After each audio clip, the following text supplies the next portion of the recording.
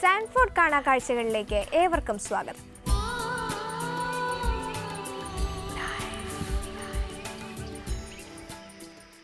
ഈ വർഷത്തെ ജർമ്മനിയിലെ റോസ് മൺഡേ പരേഡ് ശ്രദ്ധേയമായത് രണ്ട് കാര്യങ്ങൾ കൊണ്ടാണ്. ഒന്ന് അതിലെ ജനപങ്കാളിത്തം, രണ്ട് പരേഡിൽ അണിനിരന്ന ഫ്ലോട്ടുകൾ.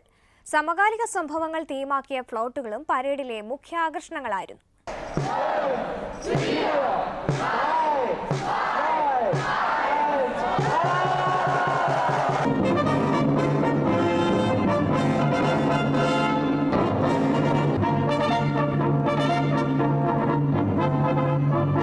ബാൻഡ് മേളത്താൽ ശബ്ദമുഖരിതമാണ് അന്തരീക്ഷം. ഭംഗിയായി അലങ്കരിച്ച ഫ്ലോട്ടുകളും പരേഡിൽ അണിനിരക്കുന്നുണ്ട്. സാവധാനം നീങ്ങുന്ന ഫ്ലോട്ടിൽ നിന്നും സ്വീറ്റ്സുകളും പൂക്കളുമൊക്കെ കാണികളുടെ ഇടയിലേക്ക് എറിയുന്നുണ്ട്. മാർച്ചിൽ പങ്കെടുക്കുന്നവർ മാത്രമല്ല, അത് കാണാനായി എത്തിയിരിക്കുന്നവരും പാട്ടുപാടിയും നൃത്തച്ചുവടുകൾ വെച്ചുമാണ് ആഘോഷങ്ങളിൽ പങ്കെടുക്കുന്നത്.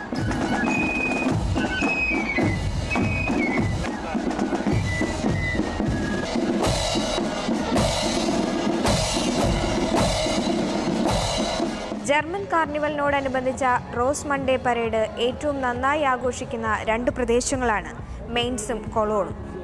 വർഷത്തിൽ ഒന്നേ ഉള്ളുവെങ്കിലും അവരെ സംബന്ധിച്ച് ഈ ആഘോഷങ്ങൾ രക്തത്തിൽ അലിഞ്ഞു ചേർന്നത് തന്നെയാണ്.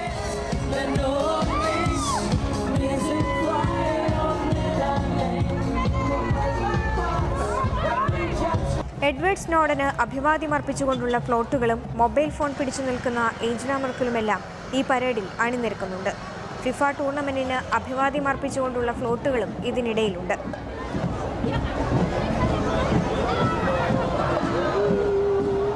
അങ്ങനെ സാമൂഹ്യ രാഷ്ട്രീയ കായിക ലോകത്തെ സംഭവവികാസങ്ങളെല്ലാം ഈ പരേഡിൽ തീമുകളായി എത്തുന്നു.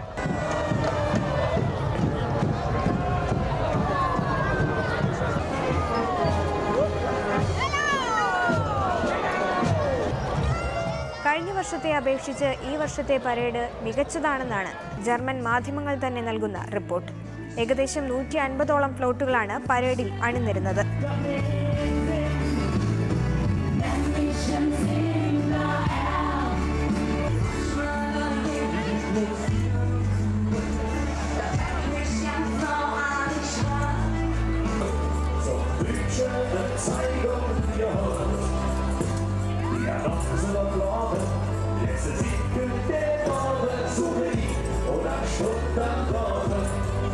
പങ്കാളികളുടെ എണ്ണം കൊണ്ടും ഈ വർഷത്തെ റോസ് മൺഡേ ഏറെ ശ്രദ്ധേയമായി.